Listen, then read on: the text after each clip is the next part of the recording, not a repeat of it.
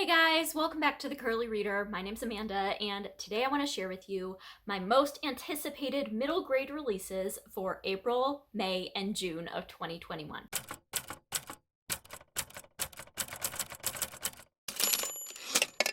Alright, so I did a similar video for the first quarter of 2021, so here is my favorite middle grade, or my most anticipated middle grade releases of the second quarter. Hopefully we'll stay on track and we'll keep doing this throughout the year. I have already posted an adult most anticipated releases, all of my most anticipated releases that fall into the adult age category. This is just for my middle grade lovers. So whether you love middle grade or whether you're looking for some new middle grade books that are coming out, hopefully this will help you out a little bit. So like I said, all of these books come out in either April, May, or June of 2021. And so let's just get into this. I think I have 7 books here to share with you. I have my phone here so I can read synopses as needed. But yeah, let's just get this show on the road, right? All right, so the first book that I have on this list is Luck of the Titanic by Stacey Lee. This is a book that I heard about. Stacey Lee was on one of the North Texas Teen Book Festivals panels that they very generously allowed you could stream for free when they had that at the beginning of March. And she was on a panel and I heard her talk about this book and I'm like, what? I have to add this book. So this is a story set in 1912, and 17-year-old British Chinese Valora Luck has quit her job and smuggled herself aboard the Titanic with 2 goals in mind: to reunite with her twin brother Jamie, her only family now that both of her parents are dead, and to convince a part owner of the Ringling Brothers Circus to take the twins on as acrobats. Quick-thinking Val talks her way into opulent first-class accommodations and finds Jamie with a group of fellow Chinese laborers in 3rd class. But in the rigidly stratified world of the luxury liner, Val's ruse can only last for so long, and after 2 long years apart, it's unclear if Jamie even wants the life Val proposes. Then, one moonless night on the North Atlantic, the unthinkable happens. The supposedly unsinkable ship is dealt a fatal blow, and Val and her companions suddenly find themselves in a race to survive. So this is a book that it's historical fiction, but it brings a fresh perspective to an infamous tragedy loosely inspired by the recently uncovered account of 6 Titanic survivors of Chinese descent. So on this author panel that Stacey Lee was on, I got to hear her talk about this like newly revealed information about these passengers of Chinese descent and how they were treated and where they went and all this stuff. And it was so fascinating. And so I am so excited to read this book. It ticks so many boxes for me and it sounds absolutely amazing. And that comes out on May 4th. All right, next I have Finding Jin Kim by Ellen Oh. This book comes out on May 4th. This has to do with a Korean girl whose history teacher assigns her a project, and she decides to interview her grandparents and learns about their unbelievable experiences as kids during the Korean War. And that to me, and I talked with a couple of people about this during Historathon, the Korean War we don't hear a lot about in the United States. We just don't. And so being able to read a middle grade book about the Korean War, I think will be really powerful. So that was one that sparked my interest that I would like to check out. And then next I have The Best Worst Summer by Elizabeth Eulberg. This comes out on May 4th. And with this one, it says, this is going to be the worst summer ever for Peyton. Her family just moved. She had to leave her best friend behind. She's lonely. She's bored until she comes across a box buried in her backyard with a message. I'm so sorry. Please forgive me. Things are about to get interesting. Back in 1989, it's going to be the best summer ever for Melissa and Jessica. They have 2 whole months to goof around and explore, and they're even going to bury a time capsule. But when one girl's family secret starts to unravel, it's clear things may not go exactly as planned. In alternating chapters from Peyton in present day to Melissa 3 decades earlier, a time when no cell phones, no social media, and camera film that took days to develop, but also a whole lot of freedom, beloved author Elizabeth Eulberg tells the story of a mystery that 2 sets of memorable characters will never forget. That just sounded so interesting, and I'm always down to read about the late 80s, early 90s because that was when I grew up. So I just thought that that was a very cool way for kids today to read about their parents' childhood, like the time of their parents' childhood. I thought that that was really interesting. All right. The next one that I have here is called Unsettled by Reem Faruqi. And this is a book in verse, I believe. And it says that it is a combination of Other Words for Home and Front Desk, which I've read both and love both.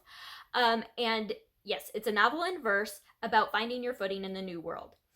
From Pakistan to Peachtree City, Noura's story of finding your place. When Noura's family moves from Karachi, Pakistan to Peachtree City, Georgia, all she really wants is to blend in, but she stands out for all the wrong reasons. Noura's accent, floral prints, kurtas, and tea-colored skin make her feel excluded, and she's left to eat lunch alone under the stairwell until she meets Star at swimming tryouts. Star covers her body when in the water, just like Noura, but for very different reasons.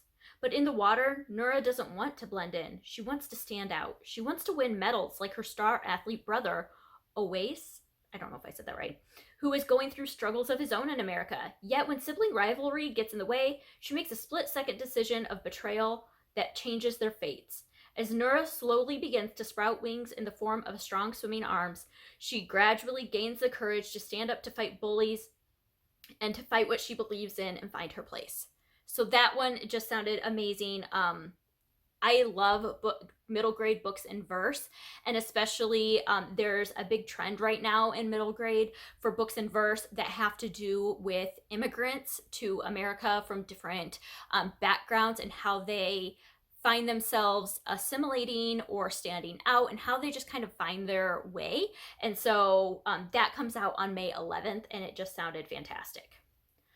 All right, speaking of words from home, the next book that I have on my list is a book by Jasmine Warga, who wrote Other Words for Home. And this is The Shape of Thunder. This comes out on May 11th. And in this book, we follow Cora and Quinn. They're best friends. They live next door to each other, but they haven't spoken in a year because Cora is still grappling with the death of her beloved sister in a school shooting, and Quinn is carrying the guilt of what her brother did. So Quinn's brother was the shooter, and Cora's sister died in the shooting. And so they're kind of having to deal with that. I've heard it is a very, very difficult read, but it's a very, very important read. And so I definitely added this one to my list. I'm not sure if this one is told in verse or not. It doesn't say here, but either way, the premise sounds absolutely amazing. I know it's told in alternating viewpoints. So yeah. The next book is The Magical Imperfect by Chris Barron, and this comes out on June 15th. And this one says that it is set against the backdrop of the 1989 San Francisco earthquake in a town of refugees who came to America via Angel Island. This is a book in verse that is about a boy who is selectively mute and a girl who won't leave her house because of a skin condition, and the magical Jewish clay that allows them to help each other. I think anytime that you're dealing with kids that have unique differences, so like with the boy being selectively mute and the girl having this skin condition, they're just very unique differences. I think it's important for kids to be able to see themselves in books.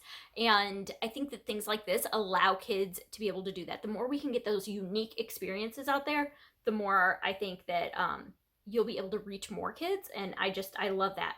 So that was one I added. And then the last one that I have here is a new book by Karen Cushman, who is a well-renowned author. She was writing books when I was in school. I remember reading The Midwife's Apprentice and some other books by her, but she's coming out with a new middle grade historical fiction about World War II called War and Millie McGonigal. And it says Millie McGonigal lives in sunny California where her days are filled with beach and surf. It should be perfect, but times are tough. Hitler is attacking Europe and it looks like the United States may be going to war. Food is rationed and money is tight, and Millie's sickly little sister gets all the attention and couldn't be more of a pain if she tried. It's all Millie can do to stay calm and feel in control. Still, there's sand beneath her feet, a new neighbor from the city who has a lot to teach Millie, and surfer boy Rocky to admire, even if she doesn't have the guts to talk to him. It's a time of sunshine, siblings, and stress. Will Millie be able to find her way in her family and keep her balance as the world around her loses its own? So this one for me, I think it's interesting that it's set during World War II, but it doesn't focus on the war. It just focuses on kids that are growing up during this wartime that may not be directly affected, but they're indirectly affected, because that's something that isn't really explored a lot. We get those immediate, the kids that were in the concentration camps, the kids that were in Nazi-occupied France, the kids that went to the internment camps within the United States. And those are all very, very important stories to be told. Do not misunderstand me. But we don't hear a lot about kind of the secondhand version of that. Like, what's going on, to these kids that aren't directly affected? Like, how is this impacting them? And I just think that this will be a fascinating read. So those are my most anticipated middle grade releases for April, May, and June of 2021. If you have heard of any of these, I would love to hear your comments about them down below. If you found any new ones that you're interested in checking out, let me know that as well. What is your most anticipated middle grade release that is coming out this spring? I'd love to hear and add some more to my list. So yeah, I hope that you enjoyed this, and I hope that you stick around and subscribe. And until next time, see ya!